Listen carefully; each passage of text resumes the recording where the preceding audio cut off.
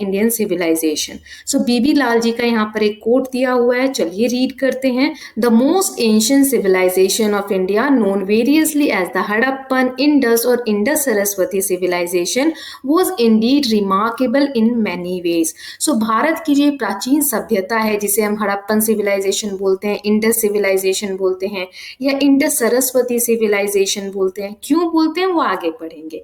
सो इस नाम से हम बुलाते हैं, ये सच में एक बहुत रिमार्केबल, बहुत ही महत्वपूर्ण है कई वेज में, कई तरीकों से। कैसे? So it showed how a well balanced community lives, कि कैसे एक सोसाइटी में अलग अलग जो कम्युनिटी है, अलग अलग जो ग्रुप्स हैं, वो कैसे एक बैलेंस मेंटेन करके रह सकते हैं। In which the difference between the rich and the poor are not glaring. Glaring मतलब होता है क्लियर, स्पष्ट।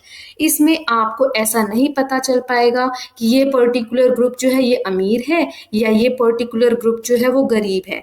इसमें एक बैलेंस मेंटेन है। In essence the Harappan societal scenario was not that of exploitation but of mutual accommodation. So वास्तव में आप अगर हड़प्पन सिविलाइजेशन को पढ़ेंगे तो आपको पता चलेगा कि वहाँ की सोसाइटल सिनेरियो, मतलब जो सोसाइटी का जो स्ट्रक्चर था वो एक एक्सप्लॉयटेशन पे बेस्ड नहीं था। एक्सप्लॉयटेशन मतलब यहाँ पर क्या है कि जो हमसे कमजोर हैं उनका गलत फायदा उठाना।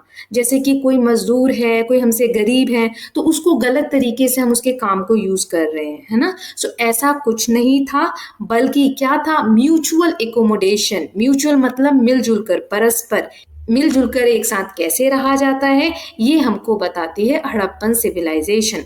ये बहुत ही प्यारा कोड था बीबी लाल जी द्वारा लिखा हुआ। चलिए अब हम चैप्टर के बिग क्वेश्चंस देखते हैं कि आज हम सीखेंगे क्या क्या। सो सबसे पहले मैं कितनी बार बोल चुकी सिविलाइजेशन। सो इसमें क्या है सिविलाइजेशन, ये जानेंगे। फिर what was the earliest civilisation of Indian subcontinent. Indian subcontinent में सबसे पुरानी जो सभ्यता है वो कौन सी है, ये जानेंगे। Then what were its major achievement, और क्या क्या हमने उस सभ्यता से पाया है या क्या क्या उस सभ्यता की विशेषताएं थी, वो सब जानेंगे। यहाँ एक इमेज दिया हुआ है जो कि एक अवशेष है, north gate entrance to Dholavira castle area. Dholavira का जो फोर्ट था, किला था, कैसल बोलते हैं, उसका ये मेन एंट्रेंस गेट है जिसका आप बचा हुआ पार्ट अभी देख पा रहे हैं स्क्रीन पर। Now let us just start the chapter with the topic what is civilization. So at the end of chapter 4 we saw that first human group settling down, practicing agriculture, developing some technologies such as construction, metallurgy, transport and moving towards civilization. chapter 4 जब हमने पढ़ा तो हमने देखा कि पहले जो मनुष्य थे वो क्या करते थे, हंटर गैदरर्स थे। वो खाने की तलाश में एक जगह से दूसरी जगह भटकते रहते थे, कहीं एक जगह पर नहीं रहते थे। सो फिर धीरे धीरे उन्होंने सेटल डाउन होना शुरू किया, एग्रीकल्चर प्रैक्टिस करना शुरू कर दिया, खेती बाड़ी। फिर टेक्नोलॉजीज भी डेवलप हुई, आयरन यानी लोहे की खोज हुई। फिर उन्होंने कंस्ट्रक्शन कैसे करते हैं वो सीखा, मेटलर्जी सीखी। मेटलर्जी क्या होता है? It includes the techniques of extracting metals from nature, purifying और combining them as well as the scientific study of metals and their properties. मान लो लोहा मिल गया उनको प्रकृति में, नेचर में कहीं पर, अब उसको जिस भी फॉर्म में वो है वहां से कैसे निकालेंगे, उसको कैसे पिघलाएंगे, कैसे उसके कोई औजार बनाएंगे। सो ये सब जो प्रैक्टिस होती है इसको हम बोलते हैं मेटलर्जी, कि मेटल्स की स्टडी करना। ओके, सो मेटलर्जी का नॉलेज विकसित हुआ। फिर ट्रांसपोर्ट सिस्टम डेवलप हुए, इजी हो गया एक जगह से दूसरी जगह जाना। फिर ये क्या हुआ, ये सारी चीजें हमें सिविलाइजेशन की तरफ ले जाती है। सो धीरे धीरे लोगों नाना बदोश जो कि वो एक जगह से दूसरी जगह भटकते थे, उससे क्या चेंजेस आए, अब वो लोग एक सोसाइटी में, एक कम्युनिटी में रहने लग गए। So what then is civilisation? Civilisation क्या है? In general the term is used for an advance stage of human society. To be precise we will consider here that a civilisation should have at least the following characteristics. So civilisation क्या है? अगर हम general terms में बात करें तो civilisation उस stage को बोलते हैं जहां पे एडवांस ह्यूमन सोसाइटी होती है, डेवलपमेंट्स आपको देखने को मिलते हैं। जैसे गांव और शहर में आपको डिफरेंस दिखता है, शहर थोड़ा डेवलप होता है। सो हम कहते हैं ना कि डेवलप सोसाइटी है। सो सिविलाइजेशन भी ह्यूमन सोसाइटी के डेवलप स्टेज को कहा जाता है। तो क्या क्या होना चाहिए सिविलाइजेशन में, क्या क्या कैरेक्टरिस्टिक्स होने चाहिए, तो नीचे कुछ पॉइंट्स दिए हैं, एक एक करके देखेंगे। तो पहला है some form of government and administration to manage a more complex society and its many activities. क्योंकि सोसाइटी अब बढ़ रही है, लोग एक साथ रह रहे हैं, कॉम्प्लेक्स सोसाइटी है, सो बहुत सारे इश्यूज देखने को मिलते हैं लोग एक साथ रहेंगे तो। सो उसको सही से मैनेज करने के लिए गवर्नमेंट चाहिए या एडमिनिस्ट्रेशन जो भी चला सके, ऐसे कुछ लोग चाहिए। तो ये प्रोसेस होना चाहिए कि कोई एक गवर्नमेंट है या एडमिनिस्ट्रेटिव बॉडी है जो उस सोसाइटी को मैनेज कर रही है। सेकंड, अर्बनिज्म होना चाहिए। अर्बनिज्म क्या होता है? टाउन प्लानिंग, कि टाउन शहर डेवलप हो रहे हैं, growth of cities and there management which generally include water management and a drainage system. सही तरीके से वाटर की व्यवस्था होनी चाहिए। आप शहर में देखते होंगे पानी का सप्लाई घर तक आता है, गांव में ऐसी कोई व्यवस्था अब धीरे धीरे हो रही है, लेकिन पहले ऐसा नहीं होता था। ड्रेनेज सिस्टम की जो भी वेस्ट वाटर आप अपने घर से डिस्चार्ज कर रहे हैं, उसको सही रास्ते से जाने की एक प्रॉपर ड्रेनेज सिस्टम होता है, राइट। तो ये होता है अर्बनिज्म, शहरीकरण। Then a variety of craft. Craft मतलब क्या होता है? कला के थ्रू किसी भी चीज को हम गढ़ते हैं या बनाते हैं, जैसे including the management of raw material such as stone और metal and the production of finished goods such as ornament and tools. So raw material क्या होता है? जो कि एकदम रॉ फॉर्म में हमें नेचर से मिल रहा है, जैसे गोल्ड। गोल्ड को हमने प्रोडक्शन प्रोसेस में प्रोसेस किया और फिर फिनिश गुड में कन्वर्ट किया। फिनिश गुड क्या? जिसे हम कंज्यूम कर सकते हैं या यूज कर सकते हैं। सो गोल्ड से हमने ज्वेलरी बना दी, ऑर्नामेंट्स बना दी और उसको हम यूज कर रहे हैं। ऐसे स्टोन क्या है? रॉ मटेरियल है जो नेचर ने हमें दिया। स्टोन को सही से कार्व आउट करके क्राफ्टिंग के थ्रू हमने क्या किया? उसका कोई टूल बना दिया। सो ये क्राफ्ट करने की व्यवस्था भी सिविलाइज सोसाइटी में होती है। और क्या होना चाहिए सिविलाइज सोसाइटी में? ट्रेड यानी व्यापार होना चाहिए, दोनों तरीके का, both internal within a city or a region and external with distant region or other parts of the world to exchange all sorts of goods यानी सामान। सो व्यापार की व्यवस्था होनी चाहिए जो एक पर्टिकुलर सिविलाइजेशन है उसके जितनी भी सिटीज है उनके बीच में हो व्यापार, यानी कि इंटरनल या फिर एक्सटर्नल, उस सिविलाइजेशन और दुनिया के किसी और सिविलाइजेशन के बीच में ट्रेड हो रहा हो, व्यापार हो रहा हो, बिजनेस हो रहा हो। सो उसे हम कहते हैं कि ट्रेडिंग प्रैक्टिसेस भी होनी चाहिए सिविलाइजेशन में। Some form of writings needed to keep record and to communicate. Writing की व्यवस्था होनी चाहिए, लिखना आना चाहिए कि कोई भी चीज जो हो रही है, इवेंट्स हो रहे हैं, उसको रिकॉर्ड रखा जाए उसका, है ना। देन कल्चरल आइडियाज होने चाहिए about life and the world expressed through art, architecture, literature, oral tradition और सोशल कस्टम। तो सोसाइटी में कुछ कल्चर, ट्रेडिशन, रीति रिवाज, कस्टम्स, है ना, ये सब होने चाहिए जिनको आर्ट फॉर्म के थ्रू, आर्किटेक्चर के थ्रू, लिटरेचर यानी किताबों में लिखकर या ओरल ट्रेडिशन सुना कर ही एक जनरेशन से दूसरे जनरेशन तक पास ऑन किया जाए कि ये कल्चर इस सोसाइटी का है। सो ये कल्चर बहुत समय से फॉलो हो रहा है। सो इस तरीके की कल्चरल आइडियाज होने चाहिए। Then a productive agriculture enough to feed not just the villages but also the cities. So agriculture का प्रोडक्शन इतना होना चाहिए, खेती से उपज इतनी होनी चाहिए कि वो सिर्फ गांव के लोगों को ही भरण पोषण न कर पाए, बल्कि सिटीज, शहर में जो लोग रह रहे हैं उनको भी कभी अनाज की कमी ना पड़े। तो ये कुछ हमने सिविलाइज सोसाइटी के एग्जाम्पल्स देखे कि क्या क्या चीजें उसमें होनी चाहिए, तो हम कहेंगे कि ये सोसाइटी जो है सिविलाइज्ड है या ये पर्टिकुलर सिविलाइजेशन है। तो इसमें हमने देखा गवर्नमेंट होनी चाहिए, अर्बनिज्म यानी शहरीकरण होना चाहिए, क्राफ्ट एंड एक्टिविटीज होनी चाहिए, देन ट्रेडिंग प्रैक्टिसेस होनी चाहिए, राइटिंग कोई होना चाहिए, देन कल्चरल आइडियाज होने चाहिए और एग्रीकल्चर इनफ होना चाहिए। Now, think about it. Which of the above characteristics do you think is the most fundamental? That is a characteristic essential to the development of all others. So, आपने इतने characteristics देखे, आपको क्या लगता है इनमें से सबसे fundamental यानी कौन सी सबसे ज्यादा जरूरी है और उसी के ऊपर सारी डेवलपमेंट्स डिपेंड करती हैं। So, मेरे हिसाब से the most fundamental characteristics essential to the development of all others is productive agriculture, जो सबसे लास्ट में हमने पढ़ा कि एग्रीकल्चर एग्रीकल्चर डेवलप्ड होना चाहिए। क्यों? Support larger population, stable food supply, allow communities to grow. जैसे जैसे पॉपुलेशन इंक्रीज होगी, जनसंख्या बढ़ेगी, लोगों को अनाज ज्यादा चाहिए होगा पेट भरने के लिए, खाने के लिए। सो अगर एग्रीकल्चर अच्छा हुआ तो पॉपुलेशन को सपोर्ट मिलेगा या फिर पॉपुलेशन थ्राइव ऑन कर पाएगी। Then foundation for urbanism, urbanism जो हमने शहरीकरण देखा, सिटी जो है वहां पर तो एग्रीकल्चर ज्यादा होगा नहीं।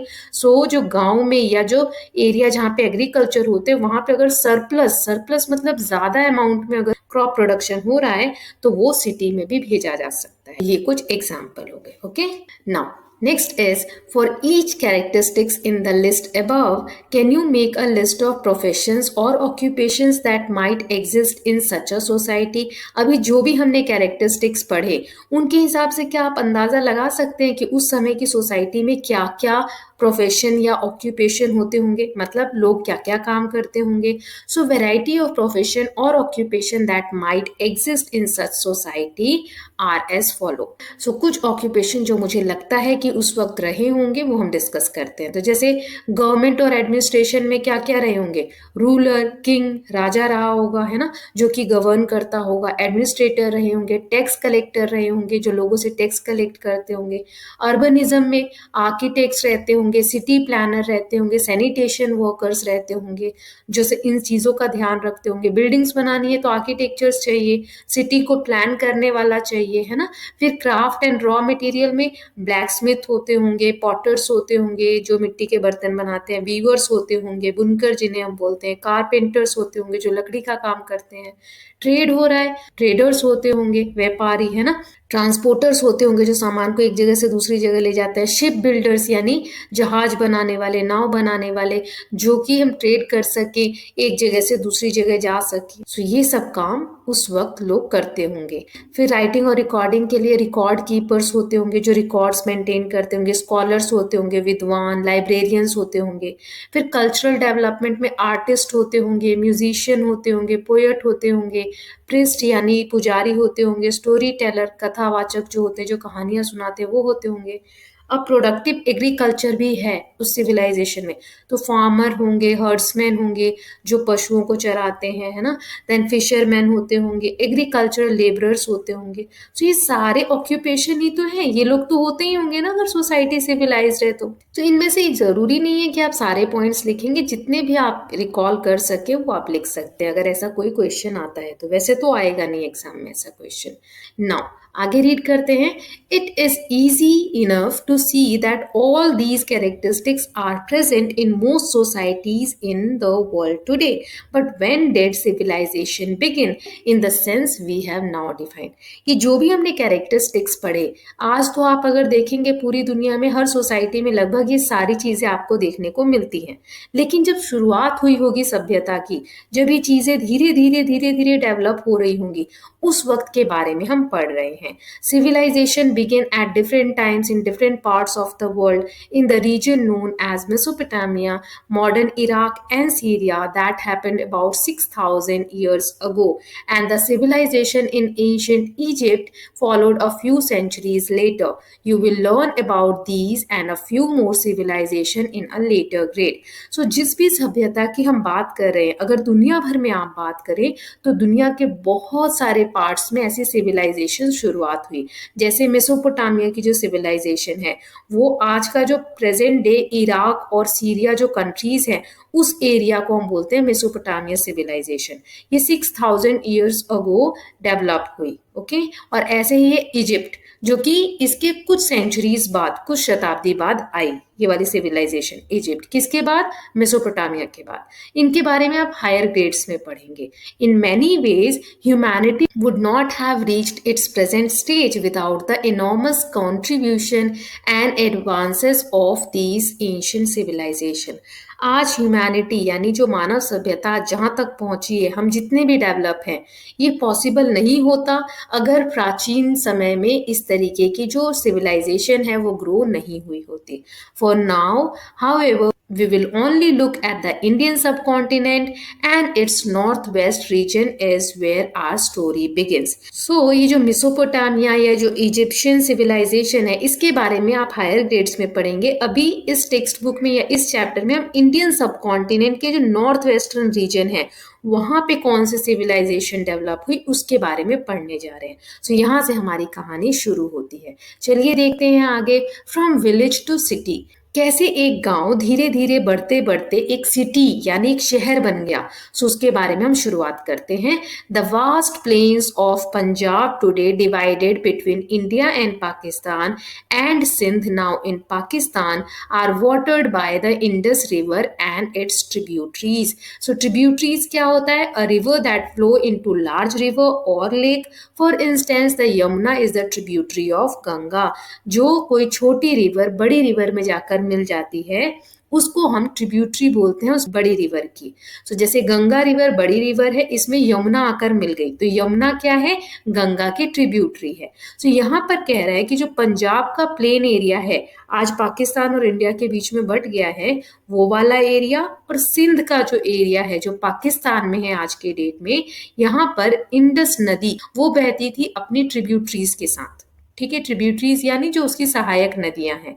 This made those plains fertile and therefore favourable to agriculture. So इतनी सारी नदियां होने के कारण ये रीजन बहुत फर्टाइल है यानी उपजाऊ है और एग्रीकल्चर के लिए बहुत फेवरेबल है. A little further east, a few millennium ago, another river the Saraswati used to flow from the foot hills of Himalayas through Haryana, Punjab, parts of Rajasthan and Gujarat. अभी हम एक फिगर देखेंगे उसमें नदियों के बारे में जानेंगे. सो फ्यू मिलेनियम्स अगो मतलब कि लाखों साल पहले की बात हम कर रहे हैं यहाँ पर. सरस्वती भी ऐसी ही एक रिवर है जो हिमालय के फुट हिल्स, हिमालय से बहते हुए हरियाणा, पंजाब और राजस्थान के कुछ हिस्सों से बहकर जाती है. अभी हम देखेंगे आगे के मैप में. In this whole region from about 3500 BCE villages grew into town and with increasing trade and other exchanges those towns further grew into cities. So 3500 BCE यानी बिफोर कॉमन एरा, इस समय की बात अगर आप करें तो इस एरिया में इतनी ज्यादा ट्रेडिंग प्रैक्टिसेस हो रही थी कि जो छोटे छोटे गांव थे वो अब बड़े बड़े टाउन बनने लग गए और धीरे धीरे टाउन भी बड़े होकर शहर बनने लग गए थे. This transition happened around 2600 BCE. 2600 BCE के अराउंड ये सारी चीजें हो रही थी कि कैसे बहुत सारे गांव बसते चले जा रहे हैं, लोग बढ़ते चले जा रहे हैं और गांव बड़े होकर टाउन्स बन रहे हैं और सिटीज बन. Now, archaeologists gave this civilization several names: Indus, Harappan, Indus Saraswati और Sindhu Saraswati civilization. So, archaeologists जिसके बारे में हमने चैप्टर 1 में पढ़ा था, इस civilization को जो ये पंजाब और सिंध रीजन में डेवलप हुई उसको बहुत से नाम दिए जैसे इंडस, हड़प्पन, इंडस सरस्वती और Sindhu Saraswati civilization. We will use all these terms. Its inhabitants are called Harappans. It is one of the oldest civilization in the world. So इनमें से कोई भी टर्म इस चैप्टर में अगर यूज हो रहा है तो ये इसी सिविलाइजेशन की बात हो रही है. ओके और यहाँ पर जो हड़प्पन वर्ड यूज होगा मतलब जो इनहैबिटेंट है, हड़प्पा में रहने वाले लोग हैं, इनहैबिटेंट मतलब किसी जगह पर रहने वाले लोग, उनके लिए ये वर्ड यूज हुआ है. और इसके साथ ही जो सिविलाइजेशन है ये पूरे वर्ल्ड की सबसे ओल्डेस्ट सिविलाइजेशन है, सबसे प्राचीन सभ्यता है. This development is also called first urbanisation of India. और ये जो डेवलपमेंट हुआ, ये जो सिविलाइजेशन ग्रो हुई, इसको ही हम फर्स्ट अर्बनाइजेशन भी बोलते हैं कि पहला शहर डेवलप हुआ ना इंडिया के लिए, सो फर्स्ट अर्बनाइजेशन भी बोलते हैं. सो ये कुछ की फैक्ट्स हैं, आपको ये नोट डाउन करने चाहिए नोटबुक में. ओके अब जिस एरिया की हम बात कर रहे हैं मैप पे देख लेते हैं. यहाँ पर ये येलो कलर दिखा रहा है कि इसी को यहाँ पे डिटेल में दिखाया गया है इस या ब्लू स्क्वायर के अंदर. ओके सो मोहनजोदारो यहाँ आप देख सकते हैं सिंध रीजन में, धोलावीरा यहाँ जो आज का गुजरात है वहां पर है ये. फिर हड़प्पा देख सकते हैं, कालीबंगन, फिर राखीगढ़ी ये हरियाणा के पास है. कालीबंगन हमारा कहाँ, राजस्थान एरिया के पास आता है, जो आज का प्रेजेंट डे राजस्थान है वहां पर. सो ये सब प्लेसेस आगे आने वाले हैं इसलिए मैंने आपको आपको मैप पे दिखा दी है। सो इसी रीजन की बात हम कर रहे हैं। नाउ आगे एक इंफॉर्मेशन दी गई है, don't miss out, why are inhabitants of civilisation called Harappan today. लेकिन जो सिविलाइजेशन सभ्यता के लोग थे उनको हड़प्पन्स क्यों कहा जाता है? तो अभी मैंने आपको बताया, फिर भी देख लेते हैं यहाँ क्या दिया है। This is simply because the city of Harappa was the first of this civilization to be excavated way back in 1920 to 21 over a century ago. So आज से लगभग 100 साल पहले आर्कियोलॉजिस्ट ने सबसे पहले इसी सिटी का पता लगाया, इसीलिए इसी सिटी के नाम पर नाम रख दिया गया हड़प्पन सिविलाइजेशन, या वहाँ के लोगों को हड़प्पन्स कहा जाने लगा। ओके, जो हड़प्पा सिटी है वो आज जो प्रेजेंट डे पाकिस्तान में जो पंजाब है वो वाला रीजन पहले हड़प्पा के नाम से जाना जाता। Now let's explore some of important cities of civilization are marked in the map as a class activity. Can you try to match these cities with the modern states or region in the table on the next page?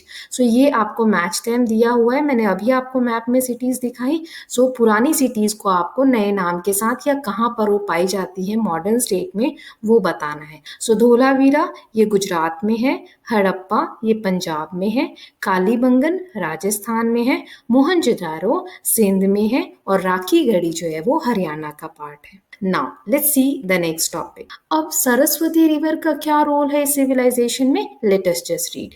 So the map figure 6.3 on page 89, ये जो map यहाँ दिया हुआ है shows the Indus or Sindhu and its 5 main tributaries. Important cities grew along those rivers such as Mohenjo-daro and Harappa. So Indus river यानी सिंधु नदी, ये देखो मैं ब्लैक कलर से दिखा रही हूँ ये, और इसकी जो 5 मेन ट्रिब्यूटरी थी जो कि यहाँ देखो मैं सर्कल करती हूँ, झेलम, चेनाब, रावी, ब्यास, सतलुज, है ना।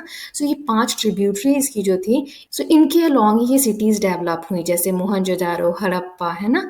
But there are also many site along the Saraswati river which today goes by the name of Ghaggar in India and Hakra in Pakistan, hence the name Ghaggar Hakra river. So एक नदी और हुआ करती थी जिसका नाम था सरस्वती। आज के समय में उसे हम घग्गर कहते हैं इंडिया में, और पाकिस्तान में उसका नाम है हकरा। सो घग्गर और हाकरा जो रिवर है वो सरस्वती रिवर थी पहले, और इसके अलोंग भी बहुत सारे सिटीज डेवलप हुए। So this river is now seasonal because it flows only during the rainy season. ये जो रिवर आप देख रहे हैं ना ब्लू कलर से, जिसे सरस्वती रिवर हम कह रहे हैं अभी, सो ये सीजनल रिवर है। क्यों? मानसून सीजन जब आता है, रेनी सीजन जब आता है, उसी वक्त इसमें पानी रहता है। The Saraswati river is first mention in the Rigveda, an ancient collection of prayers which we will read about in chapter 7।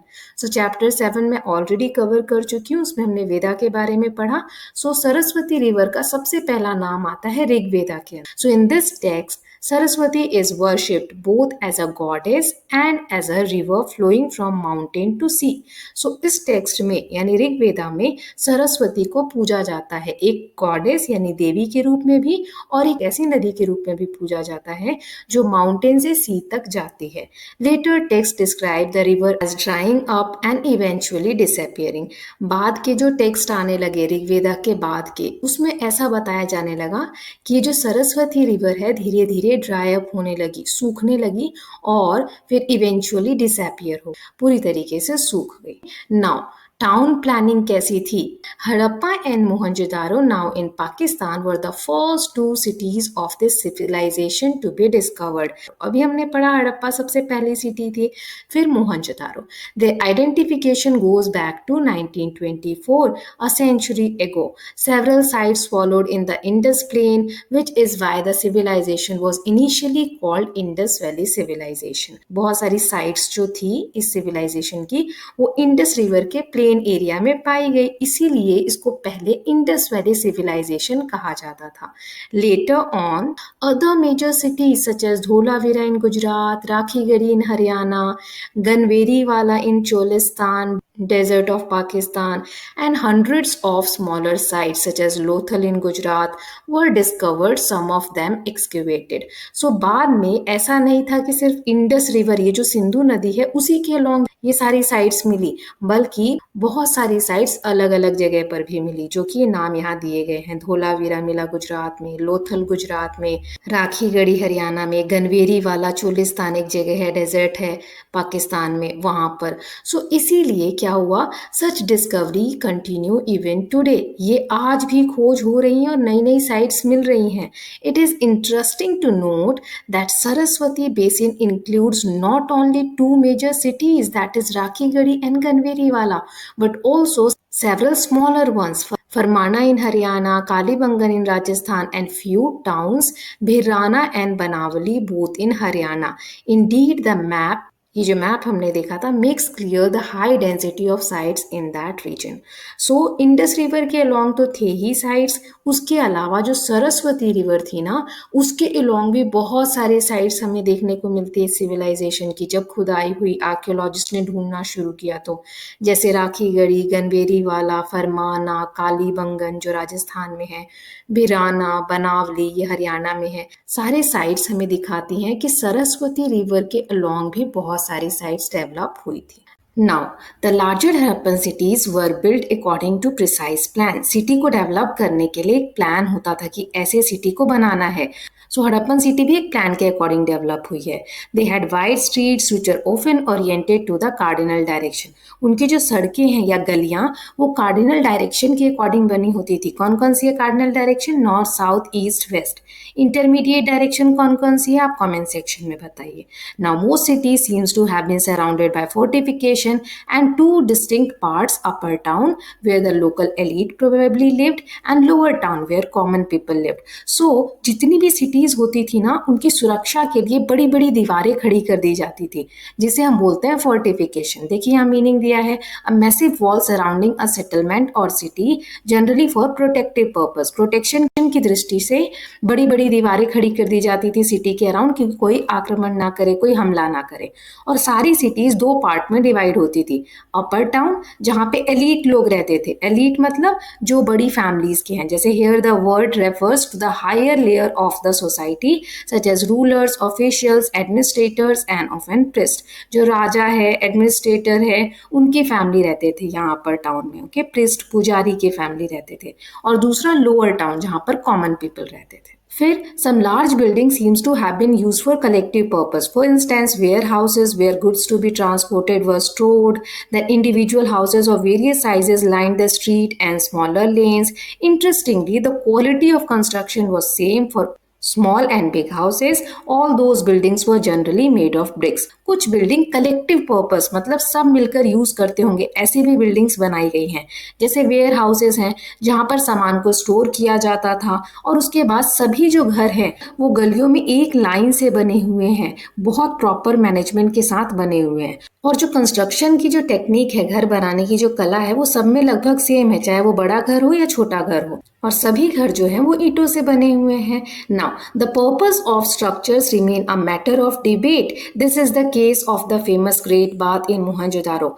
कुछ ऐसे जो स्ट्रक्चर हैं वो किस काम आते होंगे, उनके पर्पस क्या रहे होंगे बनाने के, वो उस पर डिबेट होती है, मतलब क्लियर नहीं है। जैसे कि ग्रेट बाथ मिला है मोहनजोदारो में, अभी हम उसकी इमेज देखेंगे। So it is a small but elaborate tank which measured about 12 by 7 meters and had waterproofing materials such as natural bitumen, a form of tar applied on top of carefully laid out brick.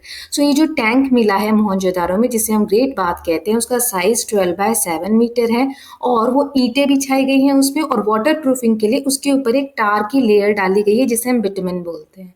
And this tank was surrounded by a small room, one of which contained a well. There was a drain in one corner of the tank to empty it from time to time and refill it with fresh water. So ये जो tank है ना, इसके around छोटे छोटे rooms बने हुए हैं। अभी तो वो रूम्स की दीवारें नहीं है, गिर गई हैं, बट छोटे छोटे रूम्स आपको देखने को मिलेंगे। और एक ड्रेन बना हुआ है कॉर्नर में, जहां से पानी को बाहर निकाला जा सकता है, ताकि समय समय पर इस टैंक को खाली किया जा सके और फ्रेश वाटर से फिल किया जा सके। लेकिन what was the purpose of such structure? क्यों बनाए गए होंगे ऐसे structure? So archaeologist have propose propose several possible interpretation. So archaeologists ने बहुत सारे possible interpretation दिए हैं, अपने हिसाब से बताया है कि किस किस पर्पस में यूज होते होंगे, जैसे a public bath for people, a bath for royal family only, और a tank used for religious rituals.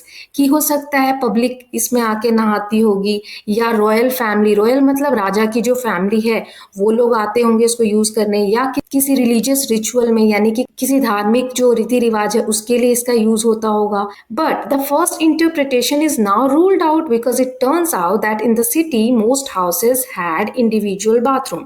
लेकिन जो पहला ओपिनियन आर्कियोलॉजिस्ट का है कि लोग इसमें नहाने आते होंगे, तो ये तो रूल आउट हो जाता है, ये हम नहीं मान सकते. Turns out that in the city most houses had individual bathroom.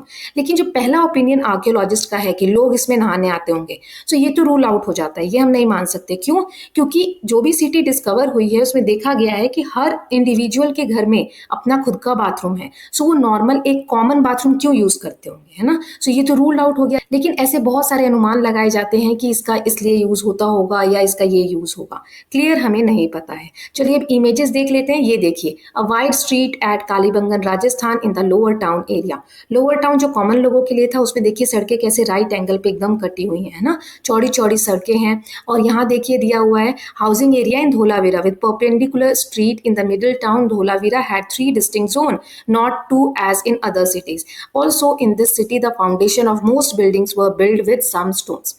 बाकी सिटीज 2 पार्ट में डिवाइड थी, अपर टाउन और लोअर टाउन, लेकिन धोलावीरा में 3 डिवीजन हमें देखने को मिलते हैं. और सड़कें वैसे ही जैसे हमने हर जगह डिस्कस की, बिल्कुल सीधी सीधी हैं और राइट एंगल पे क्रॉस करती हैं. और ये है मोहनजोदारो का ग्रेट बाथ जो हमें मिला है, जिसमें साइड में ड्रेन भी है और कॉर्नर्स पे छोटे छोटे रूम भी आप देख सकते. नाउ क्वेश्चन है, think about it. You may have come across the term Indus valley civilisation and notice that we have not used it. A look at the map, जो हमने मैप देखा था, explain why the term valley is obsolete as we know that the civilisation extended much beyond the Indus region. Obsolete मतलब होता है outdated, जो अब use में नहीं है. सो आपको ये बताना है कि इंडस वैली सिविलाइजेशन, हम इसको कभी कभी बोलते हैं सिविलाइजेशन को, लेकिन इस बुक में हमने बहुत सारे नाम यूज किए हैं. सो इंडस वैली सिविलाइजेशन हम क्यों नहीं कह सकते उस मैप के बेसिस पे? तो इसका आंसर होगा, ये आउटडेटेड टर्म है कि Indus valley civilisation suggest that the civilisation was limited the Indus valley, कि ये जो सिविलाइजेशन है सिर्फ इंडस वैली तक ही थी. ऐसा नहीं है. It covered large part of present day Pakistan and north west India. हमने देखा था कि गुजरात तक भी इसका स्प्रेड है. ये क्या है कि बहुत ज्यादा इसका ज्योग्राफिकल स्प्रेड है, ऐसा नहीं कि सिर्फ इंडस वैली सिविलाइजेशन में है. सो मॉडर्न अंडरस्टैंडिंग के हिसाब से the term Indus valley is now considered obsolete as it does not accurately represent the full extent of the civilisation. Now let's explore. The question is, have a debate in class about the two interpretation. Can you think of any others? Remember that in this case we do not have any other sources of history, no inscription, no text, no traveller account. हमने जो मोहनजोदारो का बात पढ़ा था, great bath, उसके 2 uses हमें बताए गए थे कि रिलीजियस पर्पस या फिर रॉयल बाथ के लिए यूज होता होगा, है ना. लेकिन हमें एक और यूज बताना है और इसके ऊपर डिबेट करनी है. डिबेट मतलब एक पॉइंट इसके फेवर में बोलना है और एक इसके अगेंस्ट में बोलना है. सो कौन कौन से पॉइंट हो सकते हैं? तो पहला पॉइंट हो जाएगा रॉयल बाथ. इसके फेवर में बोलेंगे कि हो सकता है कि रॉयल बाथ या सेरेमनीज में यूज होता हो एलीट के. फिर इसके अगेंस्ट में कि कोई एविडेंस ऐसा नहीं है क्योंकि हर घर में अपना बाथरूम हुआ करता था. फिर रिलीजियस रिचुअल के लिए हो सकता है रिचुअल्स में यूज होता हो, लेकिन ये भी पॉसिबल है कि कोई एविडेंस नहीं है, तो हो सकता है और भी अदर कोई स्ट्रक्चर हो ये वाटर का, है ना, जैसे वाटर स्टोर करने के लिए हो. फिर हमें एक देना था इंटरप्रिटेशन, तो हो सकता है वाटर स्टोरेज हो. अगेंस्ट में हम बोल सकते हैं कि कोई एविडेंस ऐसा नहीं है कि इसके लिए यूज होता हो, और भी पॉसिबल इंटरप्रिटेशन हो सकते हैं. सो इसके साथ हमने अपने लास्ट पार्ट में हड़प्पन सिविलाइजेशन के बारे में पढ़ा था, जिसे हम इंडस सरस्वती सिविलाइजेशन भी बोलते हैं, है ना. सो इसमें वाटर मैनेजमेंट की क्या व्यवस्था थी? क्योंकि सिटीज हमने देखा घर बड़े बड़े बने हुए थे, है ना, सारी व्यवस्था थी. तो जो भी वेस्ट वाटर डिस्चार्ज होता था उसका क्या करते थे लोग, उससे कैसे हैंडल करते थे? सो उसके बारे में अब जानते हैं. So Harappan gave much importance to water management and cleanliness. वो लोग साफ सफाई का बहुत ध्यान रखते थे, वाटर को कैसे मैनेज किया जाना चाहिए उसका बहुत ध्यान रखते थे. दे often had separate areas for bathing in their homes. नहाने का जो एरिया होता था वो अलग होता था सब घरों में. These were connected to a larger network of drains. जो भी वेस्ट वाटर डिस्चार्ज होता था घर से, उस सब के लिए एक ड्रेनेज पैटर्न बना हुआ था जो कि वेस्ट वाटर को कलेक्ट करके और डिस्चार्ज करता था. सो ड्रेन यानी कि जो नालियां होती हैं वो बनी हुई थी उस समय भी, इतनी पुराने समय की हम बात कर रहे हैं, which generally ran below the street and took the waste water away. जो गलियों के नीचे होती थी। इसका कहने का मतलब है कि जो भी ये नालियां बनी थी या ड्रेनेज सिस्टम थे वो कवर रहते थे, बहुत साफ सुथरा रहता था, क्लीनलीनेस पे वो लोग ध्यान देते थे और वो कवर्ड होती थी सारी नालियां ना, और ये वेस्ट वाटर को लेकर जाती। आप यहाँ इस इमेज में भी देख सकते हैं 6.7 में ड्रेनेज सिस्टम दिया हुआ है, लोथल एक जगह है गुजरात में, वहां का इस तरीके की नालियां बनी हुई थी। Now in Mohenjodaro people drew water from hundreds of wells made of bricks. Mohenjodaro जिसके बारे में हमने पढ़ा था, सो वहां पर लोग पानी कहाँ से लेते थे पीने का या यूज करने का? सो कुएं थे जो ईंट के बने हुए थे, उससे पानी ये लोग निकालते थे और यूज करते थे। But in other region it may have been from ponds near by streams और ह्यूमन मेड रेजर्वोयर्स। लेकिन बाकी की जगह, मोहनजोदारो के अलावा जो बाकी की जगह थी, वहां पे रेजर्वोयर हुआ करते थे। रेजर्वोयर मतलब जिसमें हम पानी जमा करके रख सके, संरक्षित करके रख सके। अ लार्ज नेचुरल और artificial place where water is stored. या तो ह्यूमन मेड हो सकता है कि मनुष्य ने कोई गड्ढा खोदा और उसको फिर अच्छे से साफ सफाई कर दी कि बारिश का पानी जब आएगा तो उसमें जमा हो जाएगा ना, बाद में यूज कर सकते हैं। या फिर कोई तालाब है पास में, कोई स्ट्रीम है, झरना है, सो इन सबसे पानी लेकर लोग अपने डेली के काम करते थे। In case of Dholavira, Dholavira की अगर हम बात करें, ये कहाँ पर है? ये रन ऑफ कच्छ गुजरात में एक जगह है, वहां पर है। सो वहां पर लार्जेस्ट रिजर्वोयर मिला है जिसकी लंबाई कितनी है या जिसका मेजरमेंट कितना है? 73 मीटर्स इन लेंथ। अब यहीं पर धोलावीरा की बात कर रहे हैं, at least 6 large reservoirs were built with stone और even cut into rocks. So यहाँ पर 6 बड़े बड़े रिजर्वोयर्स मिले हैं। Most of them were connected through underground drains for efficient water harvesting and distribution. So ये जो 6 हमें रिजर्वोयर मिले हैं धोलावीरा में, ये सभी एक दूसरे से इंटरकनेक्टेड हैं, सभी कनेक्टेड हैं और अंडरग्राउंड जो ड्रेनेज सिस्टम है वो इनको कनेक्ट करता है ताकि पानी को अच्छे से संरक्षित किया जा सके। यहाँ आप देख सकते हैं धोलावीरा का जो भी रिजर्वोयर है उसकी इमेज दी हुई है, 33 मीटर है इसकी लेंथ, यहाँ आप देख सकते हैं। तो इस तरीके का स्ट्रक्चर बनाया जाता था ताकि पानी को जमा करके रखा जा सके और जरूरत के समय यूज किया जा सके। नाउ अब आगे देखिए, यहाँ दिया है as a class activity measure the length of your classroom, a school corridor और a playground with the help of any measuring tape. Compare these length with the length of largest reservoir in Dholavira. आपको कोई भी area अपने school का measuring tape से नापना है और कंपेयर करना है कि ये जो धोलावीरा की जो रिजर्वोयर की लेंथ है उसके कंपैरिजन में एरिया कितना बड़ा है या कितना छोटा है। सो ये क्लास एक्टिविटी है, आप लोग आपस में मिलकर कर सकते हैं। Now think about it, imagine the large number of workers required to build such a network of reservoir. अभी जो इतना बड़ा स्ट्रक्चर है तो इसको बनाने के लिए लेबर लगे होंगे, वर्कर चाहिए होंगे। So who do you think organize their work and give them precise instruction? तो आपको क्या लगता है किन लोगों ने बनवाया होगा इन लेबर को रख के, या किसने इन लेबर्स को इंस्ट्रक्शन दिया होगा कि ऐसे बनाओ या ऐसे बनाओ या ऐसा काम हमें करवाना है या ऐसा बनवाना है? कौन देता होगा ये instruction? How do you think they were paid for their labour? और जो भी लेबर वर्क कर रहे हैं उनको पेमेंट कैसे मिलती होगी? यहाँ हिंट दिया है कि उस समय तो पैसे हुआ भी नहीं करते थे जैसे आज के डे में होते हैं कि किसी लेबर ने काम किया उसको बदले में हम पैसे दे देते हैं। उस समय पैसे भी नहीं थे तो फिर कैसे पे करते होंगे लेबर को? Since the reservoir needed to be clean from time to time, was there some local authority to manage their maintenance? और ये जो भी रिजर्वोयर पानी को रखने के लिए जो भी स्ट्रक्चर बनाए जाते थे उनको समय समय पर साफ सफाई भी करनी होती थी। तो क्या लगता है आपको कौन करवाता होगा ये साफ सफाई, कौन मेंटेनेंस का ध्यान देता होगा? What clues do we get from all this about the cities rural and municipal administration? तो हमें ये इमेजेस देख के या पढ़ के क्या फील आ रहा है कि कौन करता होगा, वहां का जो भी एडमिनिस्ट्रेशन है वो कैसे चलता होगा? So use your imagination and discuss with your teacher. Archaeologist also discuss these questions and answers are not always final. So आपको अपनी इमेजिनेशन यूज करके डिस्कस करना है कि आखिर ये कैसे मैनेज होता होगा, क्योंकि जो आर्कियोलॉजिस्ट हैं जो इन एरिया के बारे में पता करते हैं, खुदाई करते हैं, एक्सकेवेशन करते हैं, वो भी इस तरीके के क्वेश्चंस पे डिस्कशन करते हैं। बहुत सारे आंसर उनको मिलते हैं, फाइनल नहीं होते सारे आंसर, बट हाँ ऑप्शंस बहुत सारे मिलते हैं कि शायद ऐसा होता होगा या ऐसा नहीं होता होगा। तो हम यहाँ पर अपनी इमेजिनेशन से मैं एक आंसर यहाँ पर बताती हूँ, आप भी ऐसे सोच सकते हैं। So a local authority likely organise the labour force ensuring efficient task management. So एक लोकल अथॉरिटी होती होगी, जैसे आज के समय में पंचायत है, सरपंच, पंचायत, जिला परिषद, ये आप लोग सुनते होंगे जिस भी एरिया में आप रह रहे हैं, वार्ड मेंबर्स होते हैं, है ना। सो ये सब क्या है, ये हमारे एरिया को मैनेज कर रहे हैं, वहां का जो भी कामकाज है लोगों के वेलफेयर से रिलेटेड वो कर रहे हैं। तो ऐसी कोई व्यवस्था उस समय भी होती होगी। And workers may have been compensated through barter system exchanging good और सर्विसेज इंस्टेड ऑफ मनी। अब जैसा कि हमने पढ़ा कि पैसे तो होते ही नहीं थे, मनी था ही नहीं उस वक्त, तो इससे ये अंदाजा लगता है कि जो भी काम करता होगा लेबर उस वक्त, उसको बदले में कोई सामान दिया जाता होगा, बार्टर सिस्टम होगा। बार्टर सिस्टम में क्या होता है, हम ऐसी चीजें एक्सचेंज करते हैं जो एक दूसरे को जरूरत है, बाकी पैसे में पेमेंट नहीं करते हैं। Now need for reservoir maintenance suggest a structure municipal administration focused on public welfare. और इसकी जो मेंटेनेंस है रिजर्वायर की करने के लिए एक वेल मेंटेन्ड म्युनिसिपल एडमिनिस्ट्रेशन होता होगा जो पब्लिक वेलफेयर यानी लोगों की भलाई से ऐसे जो कार्य जुड़े हुए हैं उनको करता होगा। Now let's see the next topic, what did the Harappans eat. Harappans क्या खाते थे, उस वक्त खाने पीने की क्या चीजें अवेलेबल थी, तो चलिए पढ़ते हैं। So they created many of their settlements along the bank of large और स्मॉल रिवर्स। हमने देखा था वो नदियों के किनारे अपने सेटलमेंट्स यानी घर बनाया करते थे। This is logical choice not just for easy access to water but also for agriculture since rivers enrich the soil around them.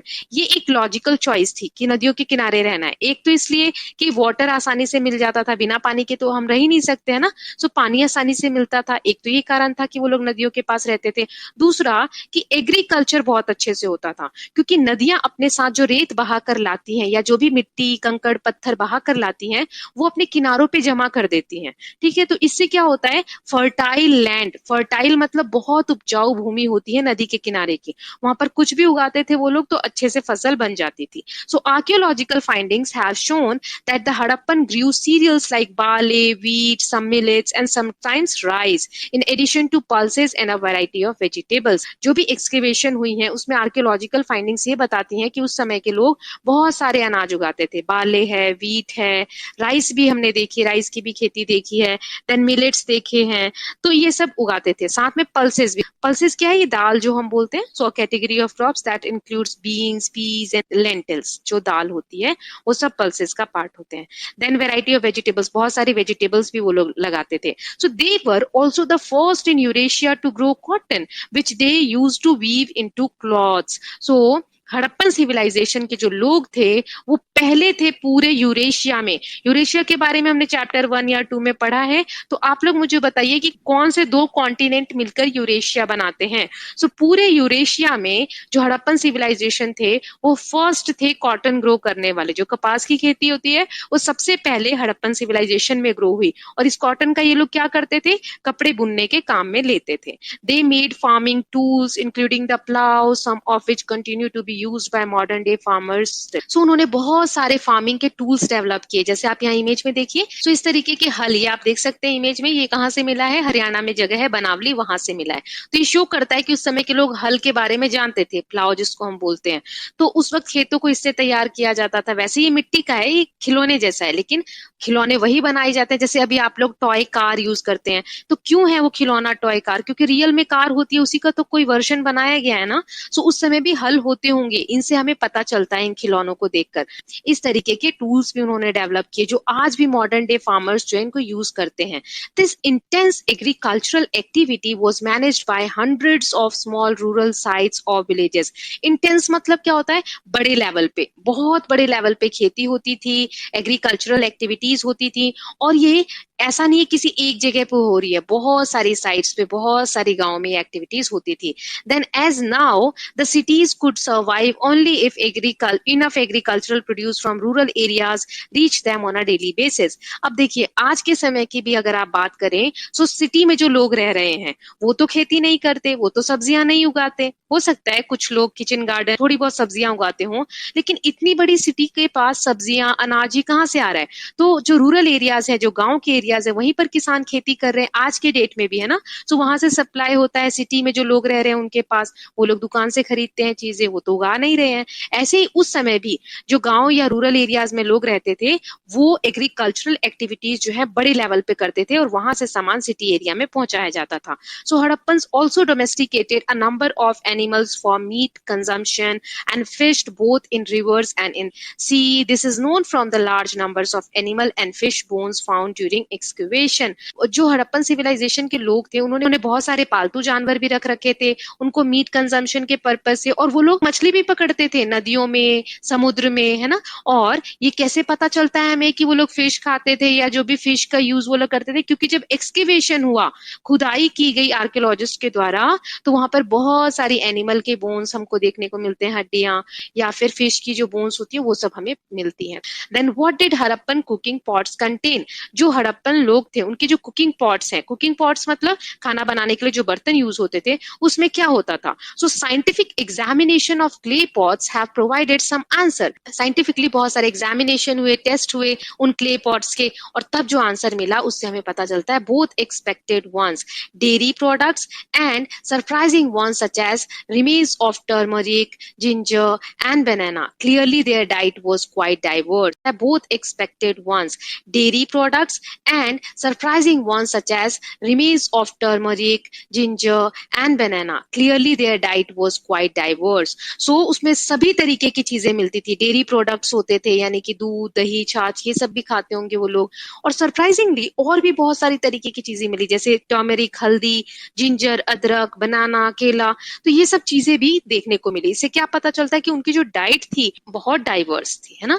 अब यहाँ दिया हुआ है, let us explore. Imagine you cook a meal in Harappan house, what dish और dishes would you prepare based on the data given above? जो भी आपने अभी पढ़ा, जो भी चीजें मिल रही हैं हड़प्पा में, उससे अगर आपको कहा जाए कि आप एक हड़प्पन हाउस में गए हैं टाइम ट्रेवल करके, तो आप क्या डिश बनाना चाहेंगे? तो चलिए एक मैं आंसर देती हूँ, आप लोग कॉमेंट सेक्शन में बताइएगा कि आप लोग अगर जाएं उस समय में तो क्या बना पाएंगे जो भी चीजें वहां दी गई हैं उससे। So in a Harappan house I would prepare dishes based on available crops such as wheat and barley. जो भी चीजें मौजूद हैं वहां पर हमने अभी देखी, जैसे गेहूं है, बार्ले है, तो इन चीजों को यूज करके मैं कुछ बनाऊंगी। जैसे अ सिंपल फ्लैट ब्रेड, या जिसे हम रोटी बोलते हैं, वो बना सकते हैं, जो कि गेहूं का आटा हम यूज करके बना सकते हैं। फिर दाल बना सकते हैं, लेंटिल्स दिया हुआ है ना। फिर उसके बाद वेजिटेबल सब्जी बना सकते हैं कोई सी भी। तो ये सब क्योंकि मसाले भी हमने पढ़े कि होते हैं और वो लोग सब्जियां भी उगाते हैं ना, तो ये सब मैं बनाती। This meal would reflect the agricultural practices of the time and utilize common ingredients from the Indus valley. तो जो भी मैंने यहाँ एग्जांपल दिया है वो सभी चीजें वो रिफ्लेक्ट कर रही हैं कि वो लोग क्या क्या उगाते थे और उस वक्त कॉमनली क्या क्या इंग्रेडिएंट्स हमको वहां पर मिल सकते थे। तो अभी तक हमने खाने पीने से रिलेटेड चीजें पढ़ी। अब क्या पढ़ने जा रहे हैं? Brisk trade. ट्रेड क्या होता है? व्यापार। जो लोग थे उस वक्त बिजनेस कैसे करते थे, व्यापार कैसे करते थे, वो जानेंगे।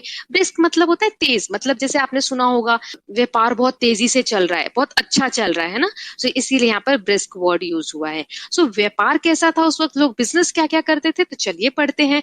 Harappans were engaged in active trade not only within their own civilisation, other cities nearby और far away, but with other civilisation and cultures within and outside India. आपको पता है ये लोग ट्रेडिंग एक्टिविटीज इतनी ज्यादा करते थे, ऐसा नहीं है कि सिर्फ इंडिया में जो सिटीज हैं, उनके आसपास की सिटीज हैं, उनके साथ ही वो लोग व्यापार करते थे, नहीं, बल्कि इंडिया में या इंडिया के बाहर कोई और सिविलाइजेशन है, कोई और सभ्यता है, तो उनके साथ भी ये लोग ट्रेडिंग एक्टिविटीज करते थे। ये लोग बहुत सारी चीजें एक्सपोर्ट करते थे। एक्सपोर्ट मतलब जो हम सामान बाहर भेजते अपने देश से, और इम्पोर्ट मतलब जब हम कोई सामान अपने देश में मंगाते हैं। सो वो लोग क्या क्या एक्सपोर्ट करते थे? ऑर्नामेंट्स यानी ज्वेलरीज वगैरह जो होती हैं, टिम्बर, टिम्बर क्या होता है? लकड़ी से बनी कोई चीज, है ना। Some objects of daily use, जैसे आप यहाँ कंघी देख सकते हैं। सो इस तरीके की चीजें एक्सपोर्ट होती थी। Probably also gold and cotton and possibly some food items, यहाँ तक कि ये भी कह सकते हैं हम गोल्ड यानी सोना, कॉटन, ये सब भी एक्सपोर्ट होते थे। खाने पीने की भी चीजें एक्सपोर्ट की जाती थी।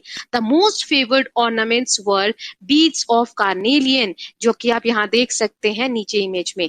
कार्नेलियन क्या होता है? और रेडिश सेमी प्रेशियस स्टोन, एक पत्थर होता है जो कि बहुत कीमती होता है, रेड कलर का इस तरीके का दिखता है। ये बहुत इंपॉर्टेंट एक चीज थी जो कि एक्सपोर्ट होती। प्रेशियस स्टोन है, ये कहाँ मिलता है? Mostly in Gujarat. Okay, now Harappan crafts people developed special techniques to drill them, so a string could pass through them and to decorate them in a various way. So जो Harappan craft people थे, craft people मतलब जो लोग इसको बनाना जानते थे, तो उन्होंने एक टेक्नोलॉजी डेवलप कर ली थी, स्किल डेवलप कर ली थी, जो कि ये कीमती जो पत्थर है इसके अंदर एक छेद कर पाते थे और उसमें हम स्ट्रिंग, धागा डालकर इसको वेयर कर सकते थे, लाइक नेकलेस और लाइक ब्रेसलेट, किसी भी तरीके से इसको यूज किया जाता था। They also worked conch shells into beautiful shell bangles which require sophisticated techniques as a shell is a hard material. So shell जो होते हैं, सीप वगैरह, उनके बैंगल्स बनाए जाते थे, सुंदर सुंदर ऑर्नामेंट्स बनाए जाते थे, उनको सजाया जाता था। तो ये सारी टेक्निक्स हड़प्पन सिविलाइजेशन के लोगों ने डेवलप कर ली थी।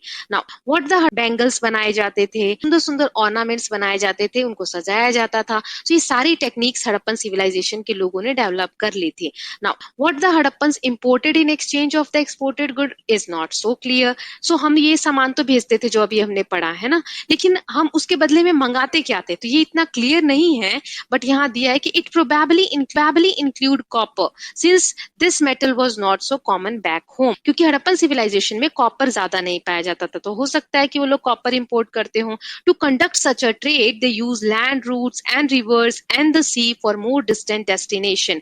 So ये ट्रेडिंग एक्टिविटी करने के लिए वो लैंड के थ्रू भी जाते थे, मतलब पैदल चलकर थे, नदियों से भी जाते थे, समुद्र को भी क्रॉस करते थे. अब कितनी दूर जाना है उस पर डिपेंड करता है. This is the first intensive maritime activity in India. ये जो हड़प्पन सिविलाइजेशन में ट्रेडिंग एक्टिविटीज थी, जिसमें समुद्र को भी पार करके लोग दूसरी सिविलाइजेशन में ट्रेडिंग एक्टिविटी के लिए जाते थे, तो ये फर्स्ट इंटेंसिव मैरीटाइम एक्टिविटी है. इंटेंसिव मतलब बड़े लेवल पे, अभी मैंने आपको बताया था, है ना. और मैरीटाइम होता है समुद्र से रिलेटेड, ठीक है. सो मैरीटाइम एक्टिविटी में समुद्र से लोग जाकर व्यापार कर रहे हैं ना. So indeed quite a few Harappan settlements are located in the coastal regions of Gujarat and Sindh. इसीलिए बहुत सारे, क्योंकि हमें समुद्र से व्यापार करना है, जाना है, तो इसी वजह से बहुत सारी सिटीज जो हैं ये गुजरात और सिंध की जो कोस्टल रीजन है, कोस्टल रीजन मतलब जो समुद्र का किनारा होता है, समुद्र तट, है ना, तो वहां पर बसे हुए हैं लोग.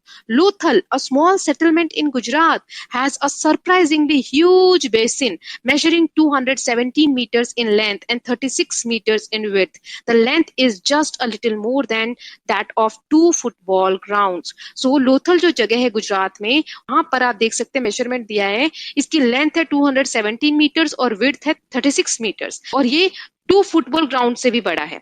This basin must have been a dockyard that is structured used to receive and send boats for further transportation of goods. So ये जो स्पेस मिला है, ये प्रोबेबली क्या हो सकता है, डॉकयार्ड हो सकता है. डॉकयार्ड बोला जाता है हिंदी में, बंदरगाह बोलते हैं, मतलब समुद्र के पास का एरिया जहाँ पे जहाज वगैरह को खड़ा किया जाता होगा, या सामान अनलोड किया जाता होगा, या दोबारा से ट्रांसपोर्टेशन के लिए सामान लोड किया जाता होगा जहाज पे, तो ऐसे एरिया को हम बोलते हैं डॉकयार्ड. सो लोथल में ये जगह मिली है, इसकी इमेज अभी हम देखेंगे. Now such elaborate trade requires trader to be able to identify their goods and also each other. This seems to have been the chief purpose of thousands of small seals which have been excavated from many settlements. These seals were generally made of steatite, a soft stone that would be hardened through heating. देखो बहुत important topic है, इसको ध्यान से समझना, इसमें से बहुत सारे क्वेश्चन आपके एग्जाम में बन सकते हैं. यहाँ पर सील की बात की गई है. सील क्या होता है, आजकल आप देखते हैं ब्रांडिंग, ये इस ब्रांड का प्रोडक्ट है, ये इस ब्रांड का प्रोडक्ट है, सबका एक लोगो होता है, पहचान होती है कि ये लोगो दिख रहा है, अच्छा ये इस कंपनी का है, ये उस कंपनी का है ना. तो ये लोगो क्या है, कंपनी की पहचान है, किसी एक पर्टिकुलर व्यक्ति की पहचान है कि ये इसका प्रोडक्ट है. ऐसे ही उस समय में इतनी ट्रेडिंग एक्टिविटी हो रही थी, इतने ट्रेडर्स थे, तो सबके सामान की पहचान होना तो जरूरी है ना, नहीं तो पता कैसे चलेगा कौन सा किसका सामान है. तो उसके लिए इन्होंने सील डेवलप किया. अब ये बनते किससे थे, तो स्टीटाइट एक तरीके का सॉफ्ट स्टोन होता है जिसको अगर हीट करो तो वो हार्ड हो जाता है. सो उसका ये बना होता था और इसको यूज किया जाता था. They measure only a few centimetres and generally depict animal figures with, ये कुछ ही सेंटीमीटर के होते थे, ज्यादा बड़े नहीं होते थे, और इन पे एनिमल फिगर्स बने होते थे. Above them a few signs that are part of writing system, और उस सील के ऊपर कुछ लिखा हुआ होता था, लेकिन वो जो लिखा हुआ है ना वो अभी तक पढ़ा नहीं गया है. But that system and symbolic meaning of animal figures are yet to be understood. What is certain is that they somehow relate to trade activities. So जो भी उस पे लिखा होता था सील के ऊपर, वो पिक्चर फॉर्म में कुछ बनाया हुआ है. उनकी जो राइटिंग थी पिक्टोग्राफ यूज करके, यानी पिक्चर्स यूज करके वो लोग लिखते थे, लेकिन उसको अभी पढ़ा नहीं जा सका है. लेकिन इससे ये तो साबित होता है कि सील का यूज हम देख सकते हैं कि ट्रेडिंग पर्पस में वो लोग किया करते थे. अब जो हमने लोथल के डॉकयार्ड की बात की, ये देखिए कितना बड़ा एरिया है, इमेज में आपको इतना बड़ा दिख रहा है, रियल में ये बहुत बड़ा एरिया है. इसी के बारे में वहां पर बात की गई थी. नाउ यहाँ एक इन्फॉर्मेशन दी गई है. The Harappan master the art of working copper, a soft metal. If tin is added to copper, the resulting metal is bronze, which is harder than copper. The Harappans used bronze to make tools, pots, and pans, and as we will see later, some figurines. So Harappan लोग जो थे उन्होंने अपनी art को इतना develop कर लिया था कि वो कॉपर को यूज करना सीख गए थे कि कॉपर की वो क्या क्या चीजें बना सकते हैं. लेकिन क्योंकि कॉपर एक सॉफ्ट मेटल था, उसको हार्ड बनाने के लिए उन्होंने एक टेक्निक डेवलप की जिसमें वो लोग टीन मिला देते थे, और इससे क्या नया प्रोडक्ट बन जाता था, ब्रॉन्ज. और क्योंकि ब्रॉन्ज जो है वो हार्डर होता है एज कम्पेयर टू कॉपर, तो इसको ये लोग बहुत सारे टूल्स बनाने में, पॉट्स बनाने में, पेन्स बनाने में, और बाद में अभी आप देखेंगे फिगर्स भी बनाए जाते थे, यानी जो मूर्तियां होती हैं वो भी बनाई जाती थी। नाउ लेट्स एक्सप्लोर, यही क्वेश्चन है जिसमें हम सील के बारे में समझने वाले हैं जो अभी हमने पढ़ा। तो देखिए इस तरीके की हुआ करती थी सील। इसमें देखो ऊपर कुछ तो लिखा है पिक्टोग्राफ फॉर्म में, है ना, कुछ डिजाइन्स बने हैं, वो कुछ इनकी राइटिंग है जो कि हम अभी तक पढ़ नहीं पाए हैं। और एनिमल मोटिव्स हुआ करते थे कि एनिमल की जो इमेजेस आप देख सकते हैं वो बनी हुई है। पहले वाली इमेज में देखेंगे आप एक यूनिकॉर्न है जिसकी एक ही सींग है, बीच वाले में आप बुल देख रहे हैं, और लास्ट वाले में क्या है, हॉर्न टाइगर, टाइगर है जिसकी सींग भी है ना। सो इस तरीके की सील्स हुआ करते थे जैसे आजकल लोगो हुआ करते हैं ना।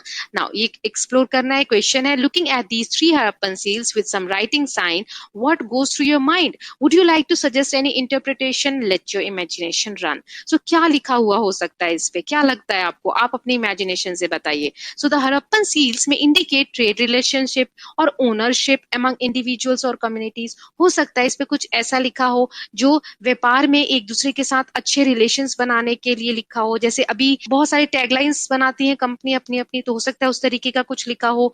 दे कुड ऑल्सो रिफ्लेक्ट रिलीजियस और cultural significance, suggesting a complex belief system. ये भी हो सकता है कुछ ऐसा हो उस पे लिखा जो कि किसी रिलीजन से रिलेटेड हो या कल्चर से रिलेटेड हो, right. These seals demonstrate the importance of communication and record keeping in their society. So उस वक्त क्या कम्युनिकेशन के तरीके थे, किस तरीके से लोग एक दूसरे से जुड़े हुए थे, तो ये सब हो सकता है इसमें लिखा हो, है ना। इसका रिकॉर्ड कैसे रखते हो, ये सब चीजें लिखी हो।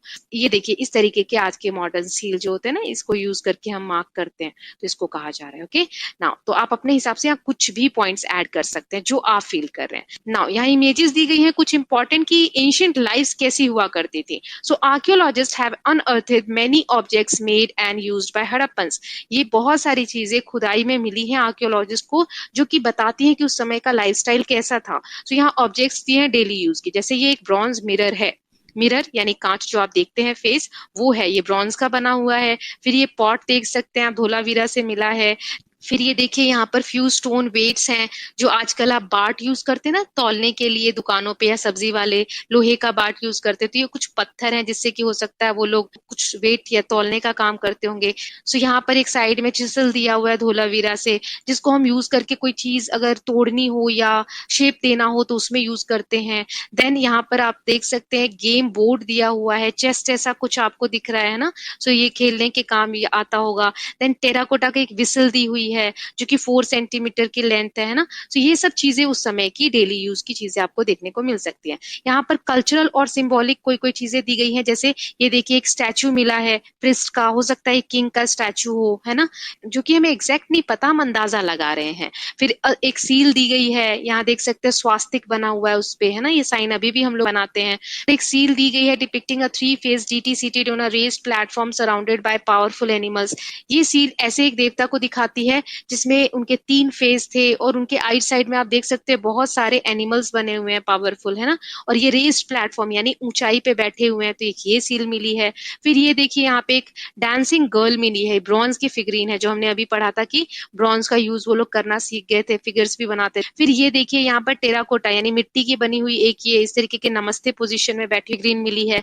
फिर यहाँ देखो ये बहुत इंपॉर्टेंट है, ध्यान से देखिए, ये एक पॉट पे डिजाइन है जो कि एक स्टोरी को सुना रहा है। नीचे जो डिजाइन बना है थर्स्टी क्रो की, आपने स्टोरी सुनी होगी कि कैसे क्लेवर क्रो होता है जो पानी कम होने के बावजूद कुछ अपना दिमाग लगाता है और फिर पानी को ऊपर तक ले आता है और पी लेता है ना। सो कैसे अपनी प्यास बुझाता है, इसके ऊपर आपने स्टोरी पढ़ी होगी थर्स्टी क्रो की।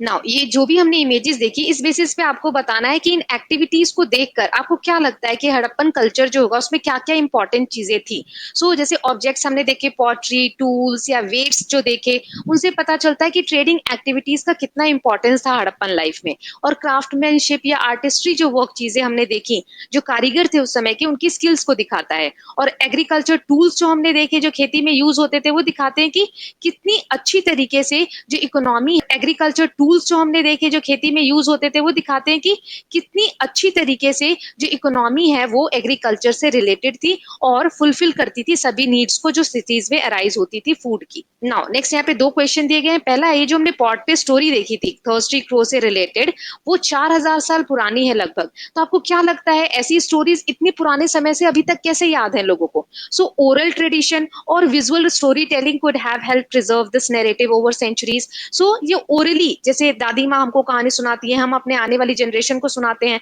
सो ओरली जो स्टोरीज हैं वो ट्रांसफर होती हैं एक जनरेशन से दूसरे जनरेशन तक।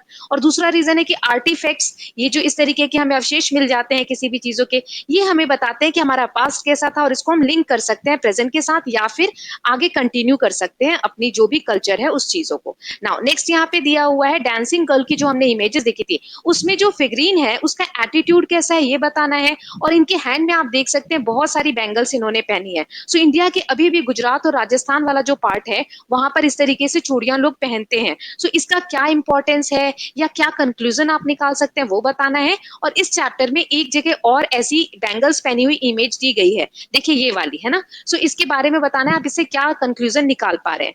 सो इसको हम 3 स्टेप में आंसर करेंगे। पहला तो जो डांसिंग गर्ल की फिगरीन ये एक्सप्रेस कर रही है कॉन्फिडेंस और sense of celebration in Harappan culture, कि एक कॉन्फिडेंस शो हो रहा है उनके फेस को देखकर, है ना। और ये जो बैंगल्स इन्होंने पहने हैं इससे ये दिख रहा है कि जो इंडियन कल्चर है बहुत समय से जो एडॉर्नमेंट मतलब श्रृंगार का एक पार्ट रहा है ये चूड़ियां, है ना।